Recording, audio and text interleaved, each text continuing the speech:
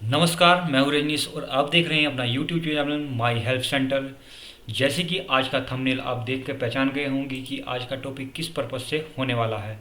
PM किसान सम्मान निधि, किसानों को मिलेंगे 6,000 रुपये और आवेदन शुरू हो चुके हैं दोबारा, क्योंकि किस्त आने वाली है फरवरी मार्च के लास्ट तक। तो फिर उसके लिए 6,000 रुपये की दोबारा से प्रक्रिया शुरू हो गई है। जिन्होंने अभी तक हमारे चैनल माई हेल्प सेंटर को सब्सक्राइब नहीं किया है तो सब्सक्राइब कर दीजिए, क्योंकि इसी तरह की अच्छी अच्छी वीडियो आपके लिए हम लाते रहते हैं। तो आज का थंबनेल है, तो इसका मतलब ये है कि आवेदन शुरू करने की प्रक्रिया क्या है भाई। जिन जिन किसान लोगों के नए सट्टे हैं, यानी जिनके नए किसान बने हैं, उन्होंने अभी तक इस सेवा में अभी तक आवेदन नहीं किया है, तो उसकी प्रक्रिया पहले जो अलग थी और अब थोड़ी अलग चेंज हो गई है। तो इसकी क्या प्रक्रिया है मैं स्टेप बाय स्टेप आपको बताने वाला हूँ। सबसे पहले आपको क्या कर लेना है, सबसे पहले आपको क्रोम ब्राउज़र ओपन कर लेना है। क्रोम ब्राउज़र में ओपन करने के बाद देखो इस तरह से कुछ ये इसका फॉर्मेट होता है, इसका डैशबोर्ड होता है। तो सबसे पहले देखो मैं दो पोर्टल खोलने की आपको राय दूंगा कि इसमें दोनों चीज़ क्यों है। एक तो यूपी भूलेख का कर लेना है आपको ओपन, ठीक है। यानी आप जिस राज्य से रहते हो, जिस राज्य की आप फर्ज चाहते हो, जिस राज्य में आप आवेदन करना चाहते हो, उसके हिसाब से आप इसका यूपी भूलेख का भी आप पोर्टल ओपन कर लेना। जैसे मैं उत्तर प्रदेश से बिलोंग करता हूँ तो मैं यूपी भूलेख का पोर्टल खोल लेता हूँ, क्योंकि इसमें कुछ ऐसी डिटेल है कि मुझे हमें याद नहीं होगी, तो इसलिए हमें इसकी ज़रूरत पड़ेगी। उसके बाद है हमारी जो फ़र्द निकलेगी रियल टाइम में निकल जाएगी। रियल टाइम में जाने के बाद इसका हम कैप्चा कोड हम यहाँ पर फिल कर देंगे। सबमिट पर हम क्लिक कर देंगे।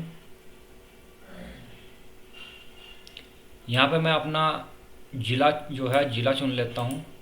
उसके बाद इसकी तहसील और जिस मौजे में, यानी जिस मौजे में आपकी जो ज़मीन होने वाली है उस मौजे का नाम चुनेंगे, ना कि अपने गांव का नाम। देखो लिखा है गांव का पहला अक्षर चुने। यानी मैं जैसे कि रामनगर से बिलोंग करता हूँ तो रामनगर में नहीं चुनना, जहाँ पे जिस गांव में जिस मौजे में हमारी ज़मीन है उसका नाम चुनना। फिलहाल मेरी जो ज़मीन है वो रामनगर में ही है, मैं तो रामनगर चुन लेता हूँ। रामनगर में खोलने के बाद मैं रामनगर में जो परगना किरतपुर है वहाँ पे से खोल लेता हूँ। और यहाँ हमेशा खसरा नंबर से ही फ़र्क निकाले, क्योंकि खाता नंबर हमेशा चेंज होते रहते हैं। मैं खसरा नंबर यहाँ पे फिल कर देता हूँ। 225 मैंने जो है डाल दिया। एक मेरे पास कस्टमर का आया था ये, ठीक है। और यहाँ पे उद्धरण देखें, यहाँ पे आप क्या करोगे, कैप्चा कोड आप इसे फिल कर दोगे यहाँ पर। अब उसके बाद कंटिन्यू पर क्लिक कर दोगे। अब देखिए यहाँ पे जो कस्टमर था उसका यहाँ पे नाम आ चुका है, ठीक है। अब क्या करना है, अब मैं जाता हूँ यूपी भूलेख की वेबसाइट पर, वो सॉरी पीएम किसान सम्मान निधि के पोर्टल पर, जहाँ पे हम इसे ऑनलाइन करेंगे। सबसे पहले हमें क्या करना पड़ेगा, न्यू फॉर्मर रजिस्ट्रेशन पर जाना पड़ेगा, क्योंकि फॉर्म नया आवेदन करने के लिए आप नए फॉर्म पर रजिस्टर पर क्लिक करोगे। इसके बाद हमारे पास ये सामने प्रोसेस आ जाएगा। सबसे पहले क्या करना होगा, आपको यहाँ पर कस्टमर का आधार नंबर आपको फिल कर देना है। इसमें एक चीज़ मैं आपको अर्जेंट बता देता हूँ कि आधार कार्ड में अगर मोबाइल नंबर रजिस्टर्ड होगा तो आप यहाँ से कर सकते हो, वरना आपको सीएससी पोर्टल से संपर्क करना पड़ेगा। वहाँ पे आप फिंगर के माध्यम से आप इसे ऑनलाइन कर सकते हो, जिसके आधार कार्ड में मोबाइल नंबर रजिस्टर्ड नहीं है। तो मैं आपको राय दूंगा कि आधार कार्ड में नंबर लगा हो तभी इसे ऑनलाइन कराएं, वरना अन्यथा मत कराएं। तो मैं कस्टमर का आधार कार्ड नंबर यहाँ पे फिल कर देता हूँ।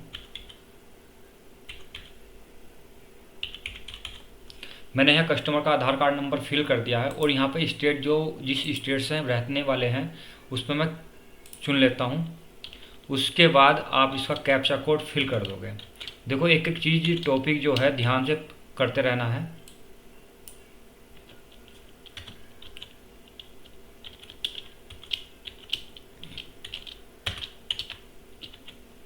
ठीक है, मैं पे यहाँ पर कर देता हूँ सेंड ओटीपी पे। जो इसमें आधार कार्ड में नंबर रजिस्टर्ड होगा उस पर पहुँच जाएगा, परंतु इसमें क्या मांग रहा है, पहला मोबाइल नंबर। ठीक है, आप कैप्चा कोड दोबारा फिल करोगे। एक चीज़ का ध्यान रखना है इसमें कि कैप्चा कोड हर बार ही फिल करना है, चाहे आपको ओटीपी वेरिफिकेशन मांग रहा हो या कुछ भी। देखो मैंने यहाँ इसका कैप्चा कोड भरा,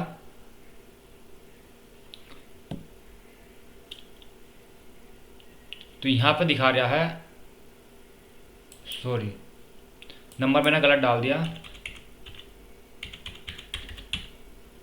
तो क्योंकि ये इसमें दिखा रहा था कि ये जो नंबर हम डाल रहे हैं यहाँ पहले ही किसी पीएम किसान पोर्टल पर नंबर रजिस्टर्ड है, तो इसलिए हमें डिफरेंस नंबर डालना पड़ेगा। तो मैं नंबर फिर भी दूसरा डाल देता हूँ। इसमें ऐसा हो सकता है कि एक नंबर, तो यहाँ हमें वो डालना पड़ेगा जौन सा पीएम किसान पर पोर्टल पर रजिस्टर्ड नहीं है, चाहे वो नंबर लगा हुआ हो या ना लगा हुआ हो। अब देखो कस्टमर के मोबाइल पर एक ओटीपी पहुँच गया है, मैं यहाँ पर ओटीपी फिल करूँगा और उसके बाद फिर दोबारा से आपको कैप्चा कोड फिल करना पड़ेगा। ये नहीं कि कैप्चा कोड हमने एक बार फिल कर दिया दोबारा नहीं करना पड़ेगा, यानी इसमें है कि हर बार ही कैप्चा कोड फिल करना पड़ेगा। अब इसके बाद हम क्या करेंगे, अब मैंने इसे सबमिट कर दिया, सबमिट में क्लिक करने के बाद ये आपको अगली प्रोसेस पे पहुंचा देगा। अब देखो रिफ्रेश होकर दोबारा वहीं पर आ गई, ये क्या बता रहा है कि आधार कार्ड में जो नंबर रजिस्टर्ड है अब उस पर ओटीपी गया है, तो हमारा जो आधार कार्ड में नंबर रजिस्टर्ड है सेम नंबर ही रजिस्टर्ड है। ठीक है, अब फिर से दोबारा हम क्या करेंगे, इसका कैप्चा कोड फिर दोबारा भरना पड़ेगा। अब इसे फिर आधार कार्ड से हम इसे वेरीफाई कर देंगे। आधार कार्ड से वेरीफाई करने के बाद अब इसे एक नए पोर्टल जो फॉर्म भरना है अब वहाँ पे आपको रिडायरेक्ट कर देगा। रिडायरेक्ट करने के बाद सबसे पहले हमारा उत्तर प्रदेश जो हमने चुना था वो ऑलरेडी लगा हुआ आया है। इसके बाद हम इस डिस्ट्रिक्ट पर पहुँचेंगे, डिस्ट्रिक्ट हमारा हमने फिल करा है, फिर इसके सब डिस्ट्रिक्ट यानी जो हमारा तहसील है, तहसील कौन सी है, तहसील सब डिस्ट्रिक्ट तहसील को बोलते हैं, हमने अपना तहसील चुन ली। अब इसके बाद जो हर तहसील में अपने कुछ ब्लॉक बने होते हैं, हम ब्लॉक पे इसमें क्लिक कर देंगे, मैंने जो चुन लिया। ठीक है, अब उसके बाद जो हमारा अगली प्रोसेस है गांव, यानी देखो अब दो कंडीशन यहाँ पर हो गई कि आपका गांव कौन सा है और ज़मीन किस गांव में है। तो इसमें अब क्या भरना है, इसमें वो गांव भरना है जिसमें हम निवासी करते हैं, यानी जिसमें कस्टमर जिसकी हम पीएम किसान सम्मान निधि भर रहे हैं वो किस गांव से निवास करता है। ठीक है, मैंने परगना कृतपुर वाला इसमें गांव चूज कर लिया। अब इसके बाद इसमें नाम का फार्मर का ऑटोमेटिक आएगा, जेंडर ऑटोमेटिक जो आधार कार्ड से उठा लिया तो वो ऑटोमेटिक आएगा। उसके बाद आएगा कैटेगरी, कैटेगरी में हम क्या भरेंगे, हम जिस जाति से है वो हम भर देंगे। अब इसमें आएगा फॉर्मर टाइप, फॉर्मर टाइप में क्या होना है, फॉर्मर टाइप में भरेंगे आप, यानी 1 से 2 हेक्टेयर के बीच वाले हैं, छोटे किसान हैं बड़े किसान, हम छोटे किसान मानते हैं। आधार नंबर यहाँ ऑटोमेटिक, ये जो कोई सी भाषा होगी इनकी आधार कार्ड भी सर्वर से ढकती है वो ऑटोमेटिक भरी जाएगी।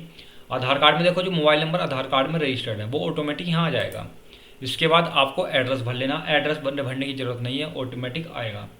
ठीक है, और उसके बाद पिन कोड भी आएगा और फादर नेम आधार कार्ड के अनुसार ऑटोमेटिक से उठा लेगा। अब क्या है देखो लैंड रजिस्टर्ड आईडी, भाई अब इसमें कुछ कस्टमर क्या है इसमें बौखला जाते हैं कि वो लैंड जो रजिस्टर्ड सेशन आईडी है ये कहाँ से मिलेगी। मैंने अभी आपसे बताया था कि यूपी भूले की आपको वेबसाइट खोलनी पड़ेगी।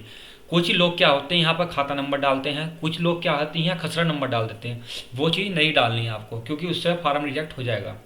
आपको क्या करना है, यूपी भोलोक की वेबसाइट चलनी है, देखो यूनिक आईडी कोड मिलेगा एक लंबा कोड। ठीक है, आप इसे कॉपी कर लीजिए, खाली नंबर कॉपी करना है।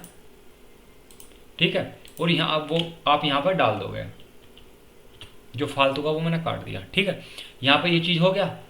उसके बाद अब राशन कार्ड का अगर आपके पास नंबर है तो आप यहाँ पर फिल कर सकते हो, अगर नहीं है तो नहीं कर सकते, मत करो। ठीक है, अगर आपके पास है तो डाल दो। उसके बाद डेट ऑफ बर्थ आपकी जो आधार कार्ड में है वो ऑटोमेटिक उठा लेगा। अब इसमें लिख रहा है कि पीएम किसान वो पीएम मानधन योजना, यानी पीएम किसान मानधन योजना का एक तहत कार्ड बनता था पहले और अभी भी बनता है, जिसमें कि प्रत्येक माह आपकी कुछ धनराशि जमा होती है और 60 साल की उम्र होने के बाद आपको 3,000 रुपये प्रति माह की से पेंशन होती है। क्या वो आपका रजिस्ट्रेशन में है या नहीं है, तो आप इसे यहाँ पे यस कर सकती हो, जिसके पास है, जिसके पास नहीं है तो नो कर सकते हो। ठीक है, अब इसके बाद क्या है, अब इसमें डालना पड़ेगा ओनरशिप, यानी जो आपकी भूमि है उसकी ओनरशिप की यहाँ डिटेल डालनी पड़ेगी। यहाँ पर डालने के लिए कुछ नहीं आ रहा। पहले तो देखो एक चीज़ है कि आपकी जो फर्द है, आपकी जो फर्द है, जो ज़मीन के कागज़ हैं वो आपकी ज्वाइंट है या सिंगल है, यानी एक फर्द में या तो एक ही किसान रहता है पूरी फर्द में, वो अकेला का मालिक होता है। दूसरी कंडीशन होती है एक ही फर्द में कई व्यक्तियों के नाम होते हैं, जैसे पापा के बाद बेटों के पास आती है तो कई बेटों के नाम अकेले के होते हैं, तो उसमें ऑटोमेटिक ज्वाइंट आपको खाता लगाना पड़ेगा। यानी आपने कहीं से खरीद दिया है, वो ऑटोमेटिक पूरी फर्द के मालिक आप खुद हो, तो वहाँ पर आप इसे सिंगल कर सकते हो। तो मैं यहाँ पर आपको ज्वाइन कर लेता हूँ। उसके बाद आप यहाँ क्या करोगे, इसमें हमें ऐड करना पड़ेगा। अब मैं आपको एक चीज़ दिखा देता हूँ यहाँ पर कि फर्द भी डाउनलोड करनी पड़ेगी आपको या नहीं करनी पड़ेगी, मैं उसकी प्रक्रिया भी बताऊँगा आपको। तो आपको सबसे पहले डालना पड़ेगा खाता संख्या।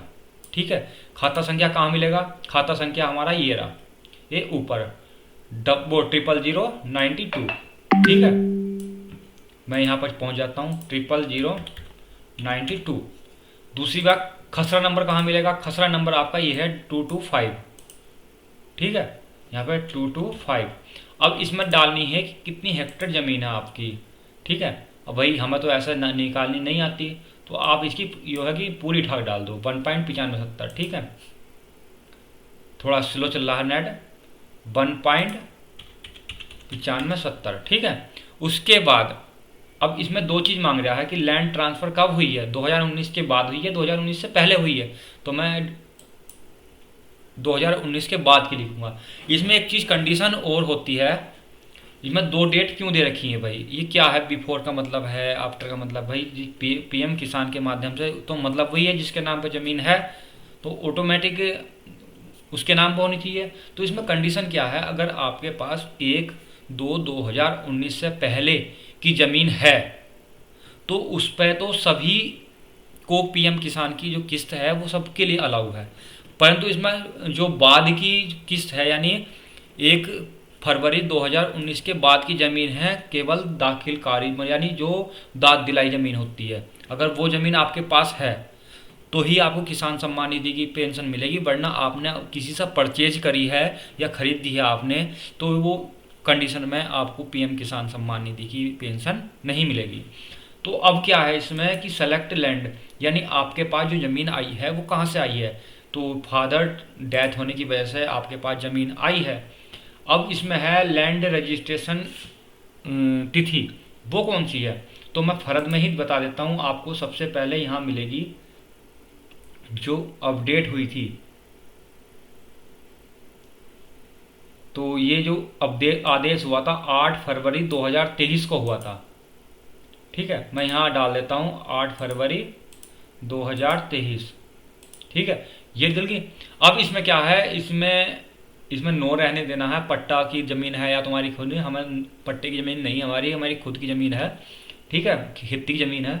उसके बाद अगर पापा का आपके पास आधार कार्ड है, नंबर है याद, तो आप यहाँ पे डाल दीजिए। ठीक है, यानी जो मैं पापा इसलिए बोल रहा हूँ कि ये जो एक्सपायर होने के बाद पापा बेटे के नाम पाई थी तो यहाँ मांग रहे, यानी जो पुराने आपके ज़मीन के ओनर थे, यानी चीज़ आपने खरीदी हो या ट्रांसफ़र करवाई हो तो उनके ओनर का आपके पास आधार कार्ड नंबर होना चाहिए। नहीं है तो मैं यहाँ 0000000 करके डाल देता हूँ। उसके बाद मैं क्या करता हूँ, इसे ऐड पर क्लिक कर देता हूँ। ऐड पर क्लिक करने के बाद हमारा जो डाटा था वो आपको एक लाइन में यहाँ पर आपको नज़र आ जाएगा। अब मैं एक चीज़ आपसे और बताऊंगा कि आपके पास अगर फर्द है, फर्द आपको ये नहीं निकालनी। पहले क्या होता था, देखो चेंजिंग क्या हुई है कि पहले जो फर्द थी वो जनसेवा से निकाली हुई या नॉर्मल जो फर्द है वे लग जाती थी, परंतु अब क्या नियम कर दिया, ये लगभग 1 जनवरी के बाद का नियम ये बन गया कि जिसके नाम पर जो फर्द अपनी तहसील से निकाली हुई रहेगी और उस पर मोहर लगी हुई रहेगी तो वही फर्द इसमें चल पाएगी। आपको मैं एक चीज़ और जानकारी दे देता हूँ। ठीक है, तो मैंने देखो डिटेल यहाँ पर ये आ गई मेरी। अब इसे क्या करूँगा, अगर आपको गलत हो गई हो तो इसे आप डिलीट करके दोबारा फिल कर सकते हो, नहीं तो आप इसे यहाँ पे क्लोज इसे कर दोगे, क्योंकि हमें आगे भी ज़मीन का हिस्सा मतलब जो डिटेल थी नहीं देनी, हमारे पास और ज़मीन नहीं है ये हमें देने के लिए। वैसे ज़मीन है तो और भी डाल सकते हो, नहीं है तो नहीं डाल सकते हो, वो इच्छा है। एक फर्ज से ही काम चल जाता है, बार बार डिटेल ना भरने, ज़्यादा टाइम बर्बाद ना करें। उसके बाद अब क्या करना, अब आगा अपलोड सपोर्टेड डॉक्यूमेंट, इसमें आपको फर्द डालनी है लैंड की। ठीक है, ठीक है, पीडीएफ में है 200 KB से अंदर अंदर होनी चाहिए। मैं चूज फाइल कर देता हूँ, परंतु आपको क्या करना है, फ़र्द वही डालनी है जो तहसील से निकली हुई हो और उस पर मोहर लगी होनी चाहिए, ठीक है, वरना आपका फॉर्म रिजेक्ट हो जाएगा। मेरी फ़र्द ये है और इसे मैं ओपन कर लेता हूँ, ठीक है। और उसके बाद मैं इसे सेव पर क्लिक कर दूंगा। सेव पर क्लिक करने के बाद क्या होगा, ये हमारा फॉर्म जो है आपके जो ब्लॉक अधिकारी हैं, जो कृषि विभाग के कर्मचारी हैं, वो उन पर ट्रांसफ़र हो जाएगा। जैसे ही हमारे नजीबाबाद में है, ब्लॉक नजीबाबाद में, तो उनके पास ये ट्रांसफ़र हो जाएगा, ठीक है। अब इसमें कुछ अच्छा, जो आधार नंबर है 12 नंबर का होना चाहिए, ठीक है। तो मैं यहाँ पर डालता हूँ,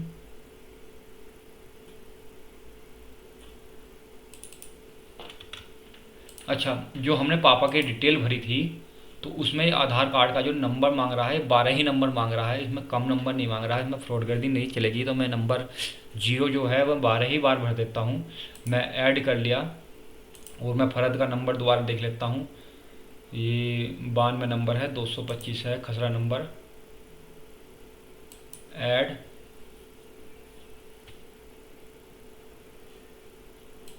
तो मैंने दोबारा से डिटेल यहाँ पर डाल दी है, 12 बार शून्य लगा दिया है।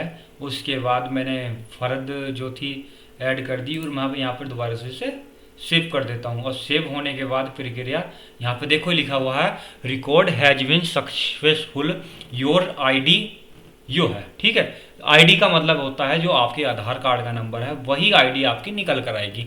पहले क्या था, रजिस्ट्रेशन आईडी वो दूसरी होती थी, यूपी ऐसी इसी तरह से नंबर 5-6 के वर्ड होते थे, तो इस तरह की आईडी आती थी। तो वीडियो यहीं पर समाप्त करता हूँ। अगली वीडियो में एक नए टॉपिक पे लाने वाला हूँ जो आपके लिए प्रॉफिटली होगा, क्योंकि हमारे पास जो हमारे यूट्यूब चैनल पे माई हेल्प सेंटर पे जितनी भी वीडियो आपको मिलेंगी वो सभी ऐसी मिलेंगी जो बिना किसी चार्ज पर अप्रूवल होती हैं, यानी कोई सी भी सर्विस आप अप्लाई करते हो बिना खर्चे पानी के आपको मिलती हैं घर पर बैठे बैठे। तो अगर आपको ये वीडियो पसंद आई है तो हमारे चैनल को सब्सक्राइब तो ज़रूर कर देना, बेल आइकन भी ज़रूर दबा देना, क्योंकि इसी तरह की अच्छी अच्छी नई नई इन्फॉर्मेशन वीडियो आपके सामने मैं लाता रहता हूँ। तो मिलता हूँ नए वीडियो में नए टॉपिक के साथ। नमस्कार।